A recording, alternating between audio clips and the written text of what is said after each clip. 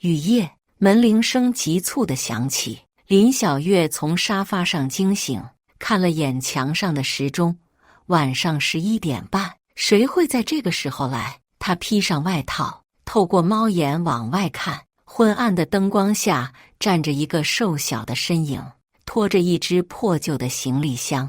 是婆婆张翠花。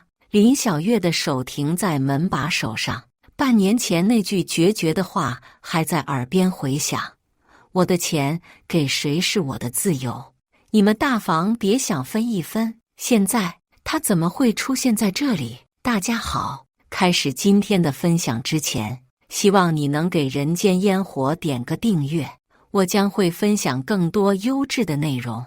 半年前的那个春日，阳光明媚的让人心情舒畅。林小月正在厨房准备午饭，突然听到客厅传来婆婆激动的声音：拆迁款下来了，80万！张翠花挥舞着一张银行卡，脸上写满了兴奋。老天爷终于开眼了！林小月赶紧关掉火，走到客厅，只见婆婆坐在沙发上，眼睛亮得像星星。那张饱经风霜的脸上难得露出了灿烂的笑容。妈，真的？林小月也有些激动，这笔钱对他们家来说确实是雪中送炭。丈夫王志强在工地干活，收入不稳定，儿子王小军还在上高中，家里的开销本就紧张，而且王志强的腰伤越来越严重，医生说需要手术，至少要花10几万。当然是真的。张翠花小心翼翼地把银行卡收进内衣口袋，这是咱家老房子换来的钱，来得不容易。林小月心里算着账，如果有了这笔钱，不仅能给丈夫做手术，还能给儿子买学习用品，改善一下生活条件。妈，志强的腰伤。她刚开口，就听到门外传来嘈杂的声音：妈，好消息！王志华冲进门来，身后跟着妻子李秀珍和他们的女儿王小雅。王志华是王志强的弟弟，在县城开了个小卖部，生意时好时坏。李秀珍则是个职业主妇，平时最喜欢打麻将。二哥、二嫂，林小月礼貌地打招呼。李秀珍眼睛一亮，立刻凑到张翠花身边：妈，听说拆迁款下来了。是啊，80万呢。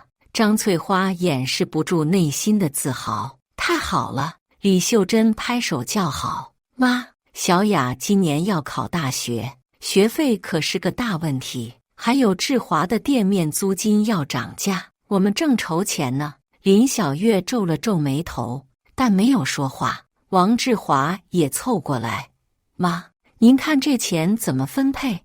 我觉得应该公平一点。什么分配？张翠花的脸色突然变了。这是我的钱。客厅里的气氛瞬间变得紧张起来。林小月感觉到不对劲，但还是试探着说：妈，志强的腰伤需要手术，医生说那是你们的事。张翠花打断了她的话，声音变得尖锐：我的钱想给谁就给谁。李秀珍趁机说道：妈说得对，这本来就是妈的钱。妈，您看小雅这么乖，成绩又好，将来肯定有出息。志华也是您的儿子，不能厚此薄彼啊。林小月心里一凉，她明白了李秀珍的意思。妈，我不是想要您的钱，只是志强真的需要手术。她的声音有些颤抖。需要手术就自己想办法。张翠花站起身来：我决定了，这80万全部给志华他们。这句话如同晴天霹雳，林小月感觉脑袋嗡嗡作响。王志华和李秀珍对视一眼，眼中闪过一丝得意。妈，您真的想好了？林小月的声音已经哽咽。想好了。张翠花斩钉截铁地说：志华是我小儿子，应该多照顾。再说你们大房已经有了这套房子，还要什么？林小月想说这套房子是他们自己贷款买的，但话到嘴边又咽了回去。她看着婆婆坚决的神情，心如刀绞。傍晚时分，王志强拖着疲惫的身体回到家，刚进门，他就察觉到了家里异样的气氛。妻子林小月坐在沙发上发呆，眼睛红红的，显然哭过。母亲张翠花则在房间里收拾东西，脸色阴沉。怎么了？王志强放下工具包，腰部传来一阵刺痛，让他不禁皱起眉头。林小月抬起头，眼中还含着泪珠。志强，拆迁款的事，她把下午发生的事情详细地告诉了丈夫。王志强听着，脸色越来越难看。妈真的这么说？他不敢置信地问。80万，一分不给我们。林小月的声音很轻，但每个字都像锤子一样敲在王志强心上。王志强沉默了很久，腰部的疼痛似乎更加剧烈了。他想到上周医生说的话，手术不能再拖了，再拖下去可能会导致下肢瘫痪。我去找妈谈谈。他起身走向母亲的房间，房间里张翠花正在整理衣服，准备搬到二儿子家去住。妈，王志强敲了敲门，进来吧。张翠花头也不抬。妈，关于拆迁款的事，没什么可说的。张翠花打断了他，我已经决定了，钱给志华他们。妈，我不是想要您的钱，但是我的腰伤真的很严重，医生说必须手术，否则怎样？张翠花终于抬起头看着大儿子，眼中没有一丝温情。你们年轻，有的是力气赚钱，志华不一样，他生意不好做，小雅又要上大学。王志强感到一阵心寒。妈，我也是您的儿子。是，你是我儿子，但你已经成家立业了，这套房子不是我的。张翠花指着周围，我住在这里这么多年，没有功劳也有苦劳，现在我要搬走了，难道不能带走属于我的东西？妈，这套房子是我们贷款买的，您知道的。王志强努力保持冷静。贷款？那我这些年的生活费呢？我帮你们带孩子、做家务，这些不值钱。张翠花的声音越来越高。现在有了钱，你们就想分一杯羹？做梦！王志强看着母亲陌生的面孔，心中涌起一股说不出的悲凉。妈，我不跟您争，但我希望您明白，这个决定可能会让我们这个家，会让你们怎样？张翠花冷笑，没了我的钱就活不下去了，那你们也太没出息了。王志强深深地看了母亲一眼，转身离开了房间。客厅里，林小月和儿子王小军坐在一起。17岁的王小军虽然年轻，但已经能听懂大人的话。爸，奶奶真的要把钱全给叔叔他们？王小军问道。王志强点点头，在儿子身边坐下。那您的腰伤怎么办？王小军的声音有些颤抖。想办法。王志强伸手摸了摸儿子的头。男子汉不能被困难打倒。林小月看着父子俩，心中五味杂陈。她知道丈夫的坚强只是表面的，内心的痛苦和失望是无法掩饰的。夜深了，张翠花拖着行李箱走出房间。我要去志华那里住了。她对着客厅里的3人说道。这个家我待够了。没有人回答她。张翠花顿了顿，似乎想说什么，但最终还是拖着行李箱走向了门口。门关上的那一刻，王志强终于控制不住情绪，眼泪顺着脸颊流了下来。30多年的母子情分，就这样因为一笔钱而破裂了。1个月后，春意渐浓，但王家的日子却越过越紧张。王志强的腰伤越来越严重，有时痛得连床都下不了。林小月不得不请假在家照顾他，家里的收入骤然减少。妈，医院又催缴费了。王小军放学回来，递给母亲一张催缴单。林小月看着单子上的数字，心情沉重。这个月已经是第3次催缴了，再不交钱，医院就要停止治疗。去借钱吧。王志强从卧室里走出来，脸色苍白，每走一步都很吃力，找亲戚朋友借一些，已经借了不少了。林小月叹了口气，大姑那里借了2万，你同事那里借了1万，再找人借就真的开不了口了。王小军看着父母愁眉苦脸的样子，心里很不是滋味。要不我不上学了，出去打工赚钱。胡说！王志强严厉地看着儿子，书必须读下去，这是原则问题。可是，没有可是。王志强的态度很坚决，再困难也不能耽误你的学业。正在这时，门铃响了，林小月去开门，发现是邻居刘大妈。小月，听说志强的病很严重。刘大妈关切地问道。是啊，需要手术，但是林小月欲言又止。需要多少钱？10几万。刘大妈倒吸一口凉气，这可不是小数目。听说你婆婆得了一大笔拆迁款。林小月苦笑着摇摇头，那钱她全给了二房。什么？刘大妈瞪大了眼睛。全给了，1分不留。刘大妈不敢置信地摇摇头，这老太太也太偏心了。志强是她大儿子，怎么能这样？正说着话，楼下传来汽车发动机的声音，两人往窗外看去，只见一辆黑色轿车停在楼下。王志华和李秀珍从车上下来，身上穿着崭新的衣服。这是新买的车？刘大妈惊讶地问。林小月点点头，心情更加复杂。自从张翠花把拆迁款给了二房，王志华的生活发生了翻天覆地的变化。先是把小卖部重新装修，然后买了这辆车，一家人的生活水平明显提高了。而与此形成鲜明对比的是，大房这边却为了医药费发愁，真是人比人气死人。刘大妈摇摇头，同样是儿子，差别怎么这么大？傍晚时分，王志强病情再次发作，疼得直不起腰来。林小月赶紧叫了救护车，把他送到医院急诊科里。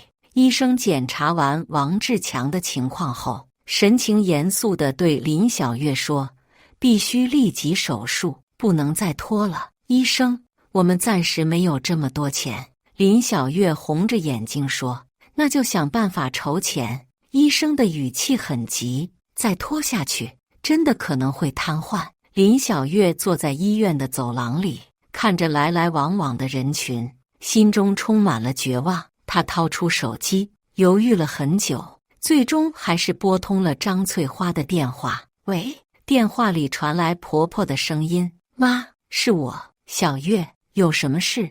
张翠花的语气很冷淡：“志强的病又发作了，医生说必须立即手术，否则会瘫痪。妈，您能不能什么？借我们一些钱，等志强好了，一定还给您。”林小月几乎是哀求的语气。电话那头沉默了很久。“我没钱。”张翠花终于开口：“钱都给志华了。妈，求您了。志强是您的亲儿子，我说了，没钱就是没钱，你们别指望我。”张翠花说完就挂断了电话。林小月拿着手机，泪水模糊了双眼。她想起刚结婚时，婆婆对她还算不错，虽然偶尔有些摩擦，但总体来说是和睦的。是什么时候开始变化的呢？也许是从二房生活困难开始的，也许是从李秀珍经常在婆婆面前说好话开始的，又或许是从他们搬到城里开始的。无论如何，现在的张翠花已经不是那个会为大儿子担心的母亲了。2个月过去了，夏日炎炎，王志强的手术终于做了，钱是东拼西凑借来的。手术很成功，但康复期很长，至少需要3个月才能恢复正常工作。这意味着这个家庭还要继续承受经济压力。林小月每天往返于医院和家之间，照顾丈夫的同时，还要操心家里的开销。王小军也变得懂事很多，放学后会主动做家务，减轻母亲的负担。一个周末的下午，林小月正在厨房准备晚饭，突然听到楼下传来热闹的声音。透过窗户看去，原来是王志华一家人回来了，身后还跟着几个搬家工人，搬着各种大件家电。新买的电视机，楼下有邻居在议论，65寸的得好几万呢，还有冰箱，双开门的，真气派。听说他们还要装修房子，花了10几万呢。林小月听着这些议论，心情五味杂陈。同样是张翠花的儿子，差距怎么就这么大呢？正想着，门铃响了，开门一看，是王小军的班主任李老师。李老师，您怎么来了？林小月赶紧让老师进门。王小军最近上课总是心不在焉，成绩也下降了不少。李老师直入主题，我特地来家访，想了解一下情况。林小月心里一紧，她知道是因为家里的事情影响了儿子。老师，我们家最近确实遇到了一些困难。她把情况简单的说了一下。李老师听后，神情有些同情。我明白了，不过小军是个好孩子，成绩一直很优秀，千万不能因为家里的事情影响学业。您说的对，我们会注意的。还有，小军跟我提过想要退学打工的想法，您一定要劝住他。李老师语重心长地说，现在这个社会，没有文化是不行的。林小月点点头，心里更加沉重。送走李老师后，她坐在沙发上发呆。这个家什么时候能重新站起来呢？傍晚时分，王小军放学回来，看到母亲愁眉苦脸的样子，妈，李老师来过了，他问道。他说，你最近状态不好。王小军低下头，对不起，我让您担心了。孩子，妈知道你懂事，但是学习不能放松。林小月抚摸着儿子的头，无论多困难，我们都要坚持下去。妈，我想给奶奶打个电话。王小军突然说道。为什么？也许他会心软，毕竟爸爸是他的儿子。林小月摇摇头，算了，别让自己受伤。不，我想试试。王小军很坚持，总要试试的。林小月看着儿子坚定的眼神，最终还是把手机给了他。王小军拨通了张翠花的电话。奶奶，是我，小军。小军，张翠花的声音软了一些。你怎么想起给奶奶打电话了？奶奶，爸爸的手术做了，但是我们家现在很困难，您能不能帮帮我们？电话那头沉默了一会儿。小军，不是奶奶不帮，是奶奶真的没钱了。张翠花的声音有些无奈。那些钱都给你叔叔了，奶奶，您就一点钱都没有了吗？王小军的声音有些哽咽。我不要很多，就一点点，让爸爸能买点营养品。小军，你别为难奶奶了。张翠花的语气变得有些不耐烦。大人的事情，小孩子不要管。说完就挂断了电话。王小军拿着手机，眼泪止不住地流下来。林小月把儿子搂在怀里，她知道这个17岁的孩子心里承受了太多本不应该承受的痛苦。夜深了，林小月躺在床上睡不着，她想着这几个月发生的一切，心中五味杂陈。如果当初张翠花能分一些钱给他们，王志强就不用承受这么多痛苦，王小军也不会为家里的事情而烦恼。但现在说什么都晚了，她只能咬牙坚持，等待丈夫康复，等待生活重新好起来。秋风萧瑟，又是一个季节的轮回。王志强的身体渐渐康复，已经能够做一些轻松的工作了。虽然收入比以前少了很多，但至少不用完全依靠借债生活。这天中午，林小月正在家里收拾屋子，突然接到一个陌生号码的电话。请问是林小月吗？电话里传来一个女人的声音。是的，您是？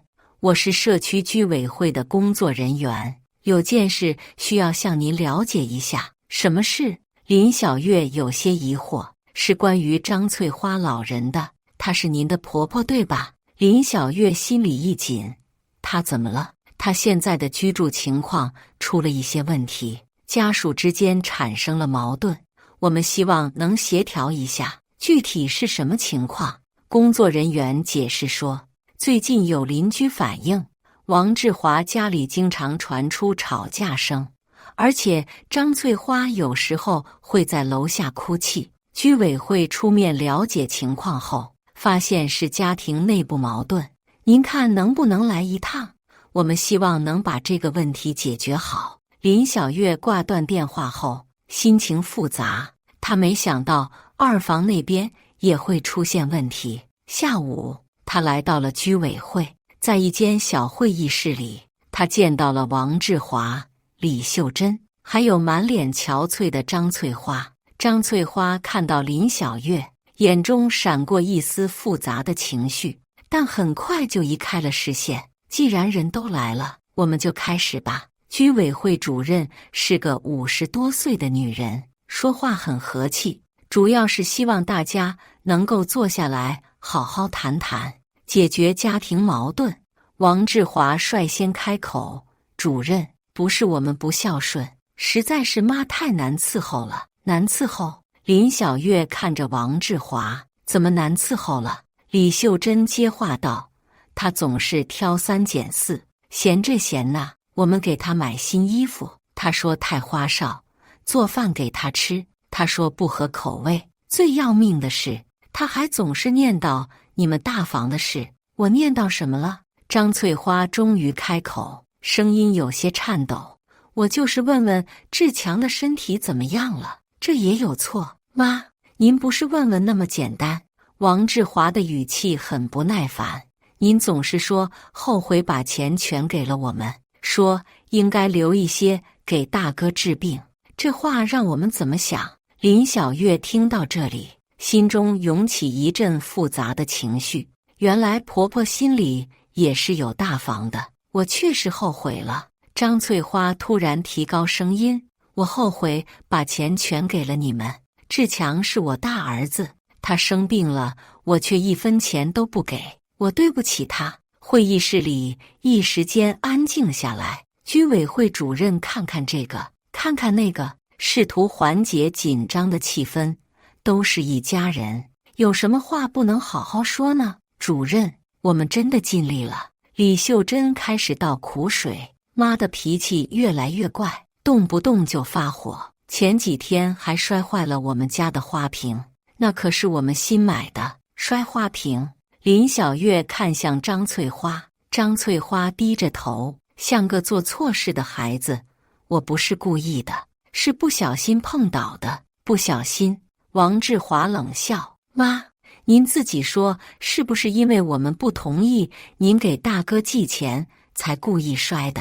原来是这样。林小月终于明白了事情的经过。张翠花想要给大房一些钱，但王志华夫妇不同意，认为钱既然已经给了他们，就不应该再往外拿，矛盾由此而生。志华，翠花阿姨毕竟是长辈，你们应该尊重她的想法。居委会主任说道。主任，您不知道我们的难处。李秀珍开始哭诉。小雅上大学花钱，志华的生意也不稳定。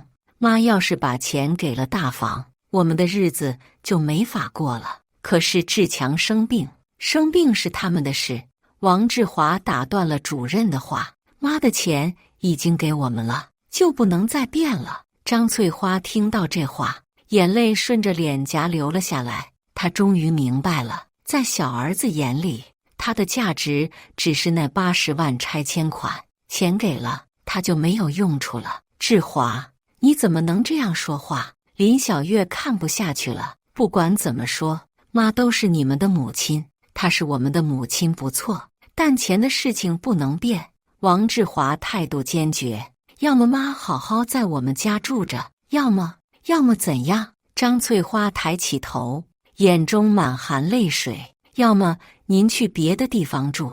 李秀珍接话道，我们不是不要您，但您不能总是想着把钱给别人。会议室里再次陷入沉默。林小月看着眼前这一幕，心情说不出的复杂。居委会的调解最终没有达成任何结果。王志华夫妇的态度很明确，母亲可以继续住在他们家，但不能再提给大房钱的事，否则就请他另想办法。张翠花没有当场表态，只是默默地跟着王志华他们回了家。林小月也回到了自己家里，把居委会发生的事情告诉了丈夫。妈他。王志强听完后长叹一口气，我也没想到会这样，志华他们太过分了。林小月愤愤不平，不管怎么说，妈都是他们的母亲，怎么能因为钱的事情就这样对待她？但妈当初的决定也确实伤了我们的心。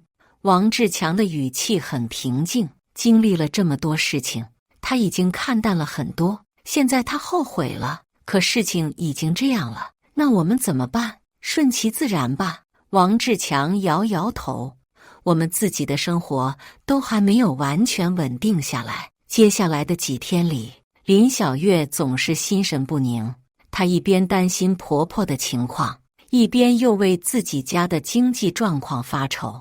王志强虽然能工作了，但医生说不能干重活，收入比以前少了一半。儿子王小军的学习用品需要更新，家里的各种开销也在增加。这天傍晚，林小月去菜市场买菜，遇到了邻居刘大妈。小月，听说你婆婆在二房那边住得不太顺心。刘大妈关切地问道，你也听说了？哎，这事情在咱们小区都传开了。刘大妈摇摇头，前几天我去你二弟妹家楼下，正好听到他们在吵架，你婆婆哭的那个伤心啊。林小月心里一紧，他们吵什么？还不是为了钱的事。你婆婆想拿一些钱给你们，二房不同意，你二弟妹还说了很难听的话，说什么老太太胳膊肘往外拐。听到这些，林小月心情更加复杂了。小月，我觉得你婆婆现在挺可怜的。刘大妈叹了口气，钱给了别人，现在人家嫌弃她了。大妈，您别这么说，我说的是实话。你看看，前几个月你二房买车、装修、买家电，花钱如流水，现在老太太想要回一点，他们就不乐意了。回到家后，林小月把刘大妈的话告诉了王志强。妈现在的处境确实不太好。王志强沉思着说，但我们能做什么呢？要不我们去看看她？林小月试探着问。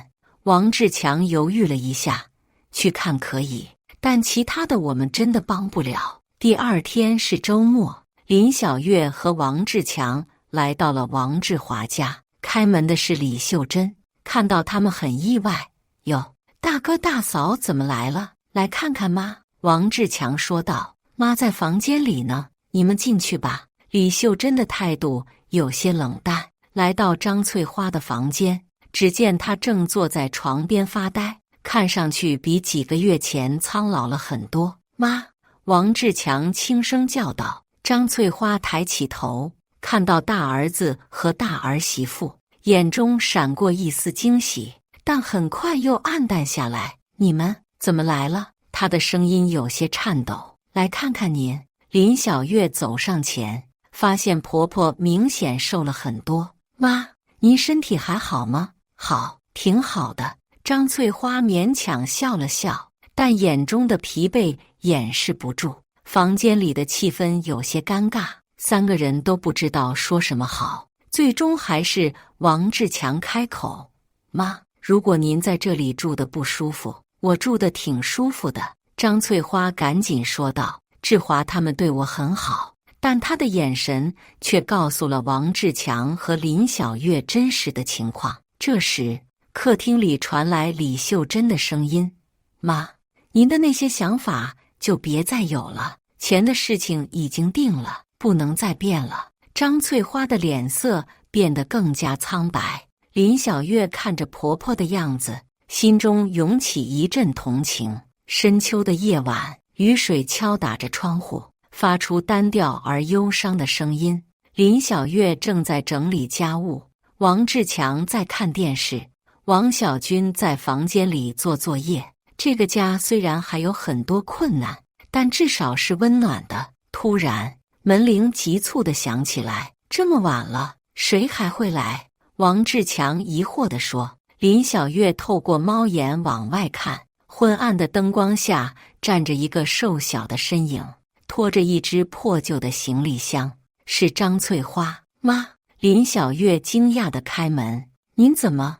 张翠花站在门外，浑身湿透了，脸上分不清是雨水还是泪水。她的嘴唇在颤抖，显然是在外面淋了很久的雨。小月，我能进来吗？她的声音很小，像个做错事的孩子。林小月赶紧让开门。妈，快进来！您怎么搞成这样？王志强也走了过来，看到母亲狼狈的样子，眉头紧皱。妈，发生什么事了？张翠花进门后，站在玄关处，不敢往里走，身上的雨水滴滴答答地掉在地上。我被志华他们赶出来了。他的声音哽咽着。什么？王志强不敢置信。他们怎么能这样？林小月赶紧去拿毛巾和干净的衣服。妈，您先换身衣服，别着凉了。张翠花接过毛巾，眼泪终于忍不住流了下来。小月，我对不起你们，当初我太糊涂了。现在，妈，您别说这些了，先换衣服。林小月打断了她的话。等张翠花换好衣服，三个人坐在客厅里。王小军听到动静也出来了，看到奶奶的样子，很是心疼。妈，到底发生什么事了？王志强再次问道。张翠花擦着眼泪，慢慢地说起了事情的经过。原来，今天下午，她无意中听到王志华和李秀珍在商量事情。他们准备用剩余的拆迁款在城里买第二套房子，但李秀珍担心张翠花会反对，提议先把老太太处理掉。她说我是个累赘，会影响他们的计划。张翠花的声音颤抖着。志华居然同意了。王志强紧握着拳头，脸色铁青。然后呢？林小月问道。晚饭的时候，志华就直接跟我摊牌了。他说房子太小，住不下这么多人，让我另想办法。张翠花哭得更厉害了。我说我没地方去，他说那不是他的问题。他们还说了什么？王小军愤愤地问。李秀珍说，我的价值就是那80万，钱既然给了他们，我就应该识趣一点，别在那里碍事。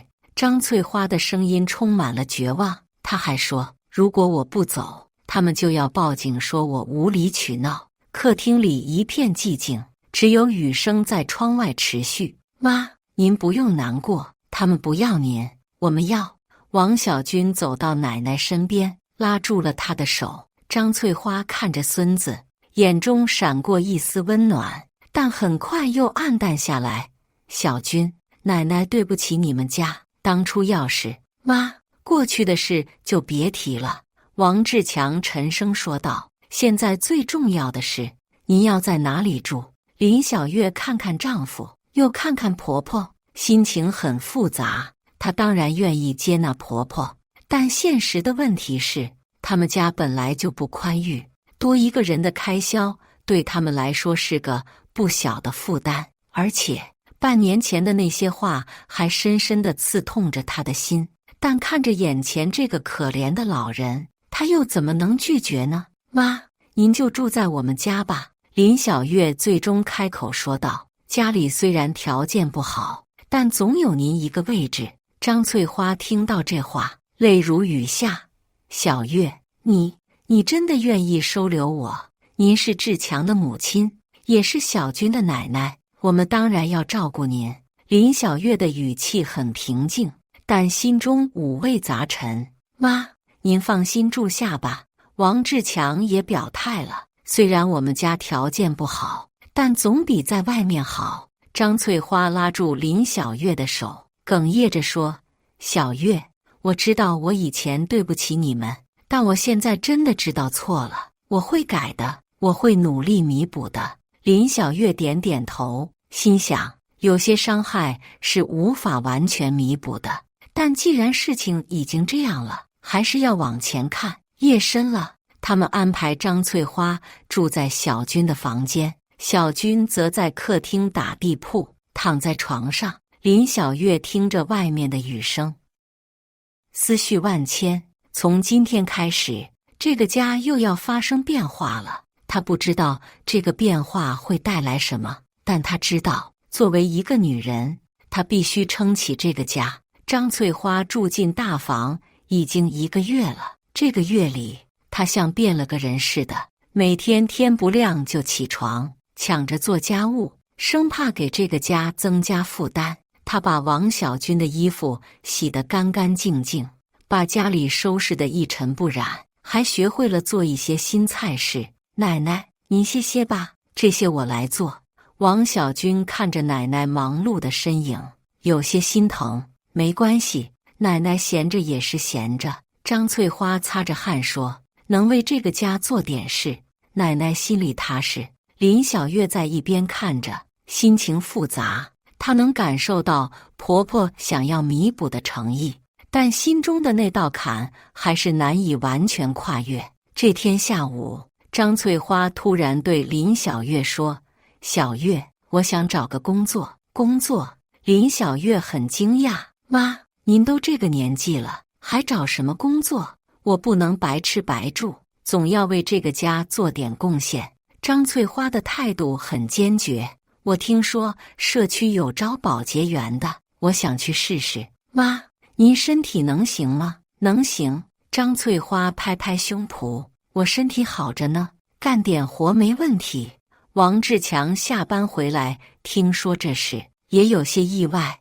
妈，您不用这样。志强，妈心里有数。张翠花看着大儿子，眼中满含愧疚。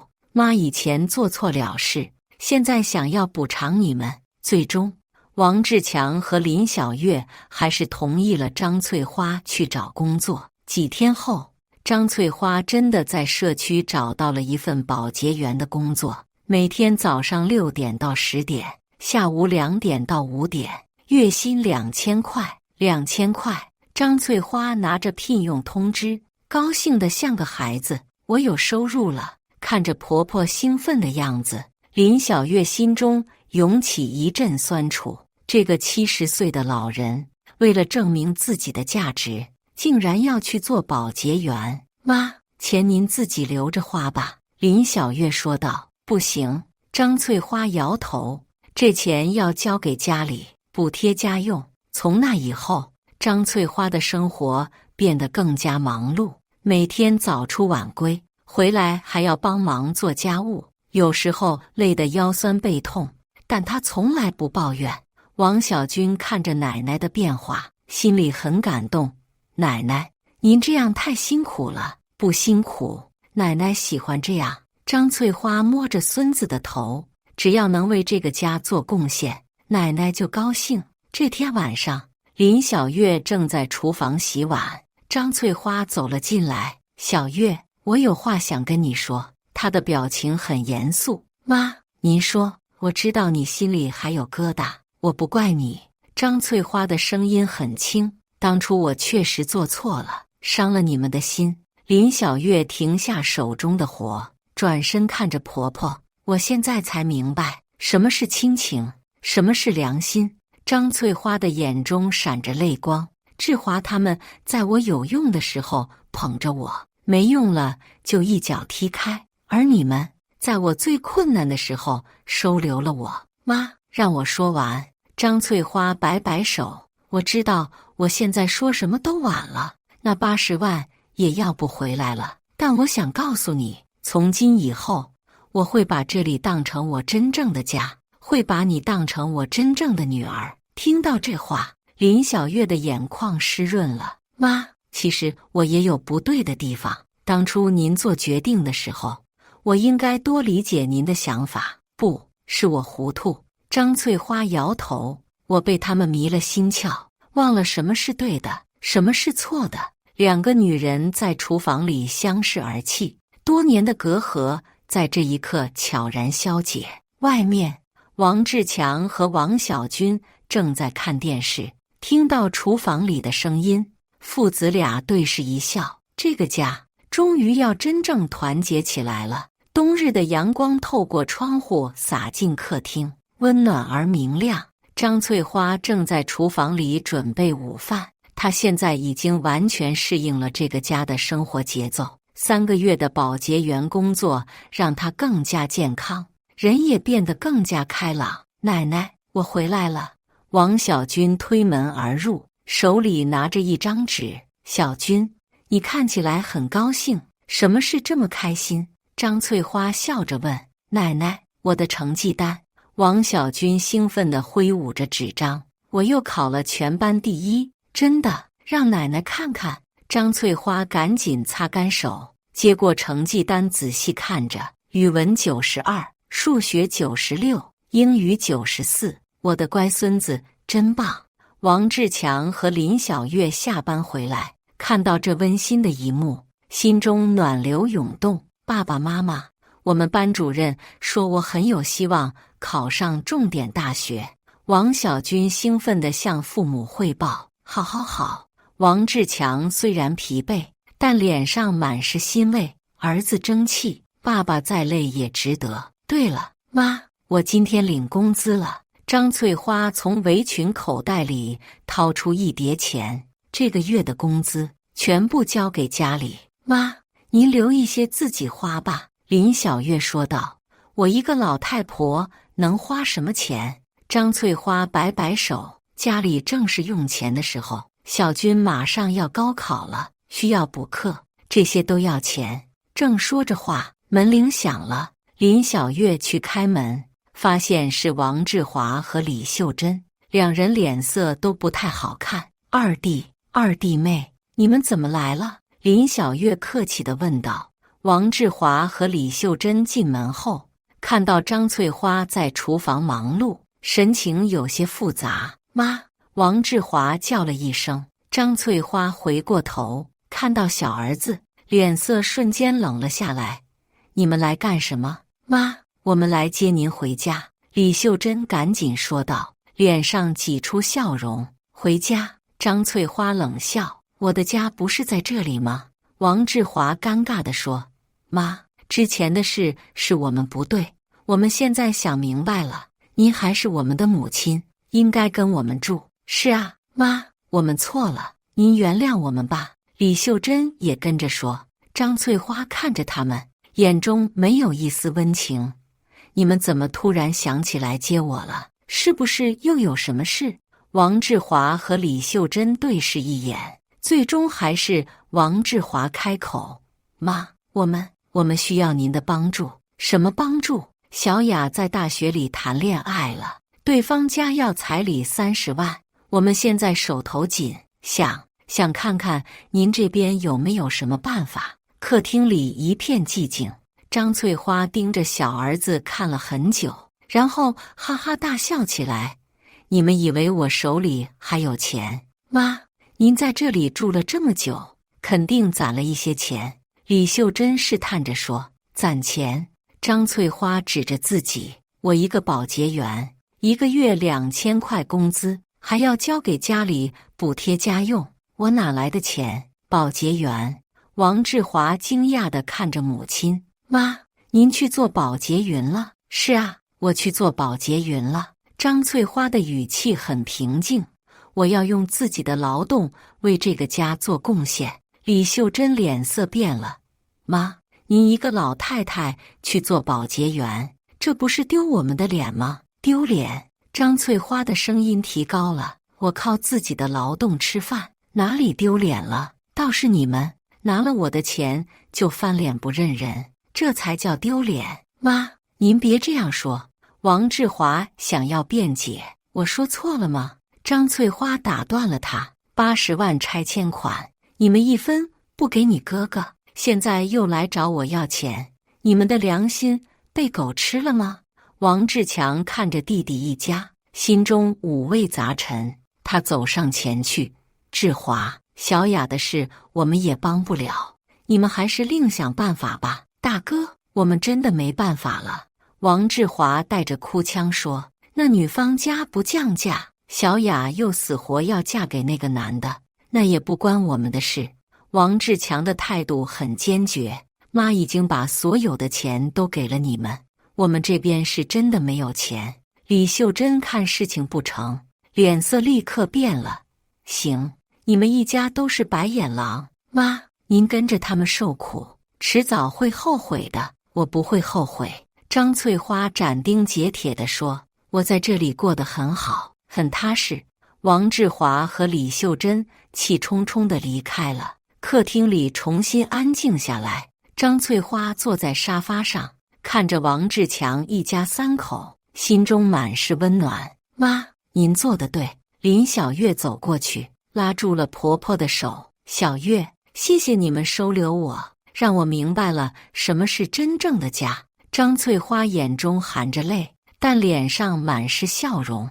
王小军走到奶奶身边，奶奶，您以后就安心住在我们家，我会好好学习，将来赚钱养您。好孩子，奶奶相信你。张翠花抱着孙子，心中充满了希望。夕阳西下，这个经历了风雨的家庭终于迎来了真正的宁静。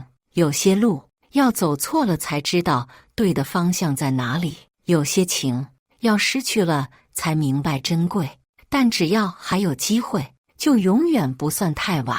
窗外，冬日的阳光依然温暖，照亮了这个重新团聚的家。以上就是今天分享的故事，大家有什么想说的、想吐槽的，欢迎在下方评论交流，也更希望能给人间烟火点个订阅，我将会分享更多优质的故事内容。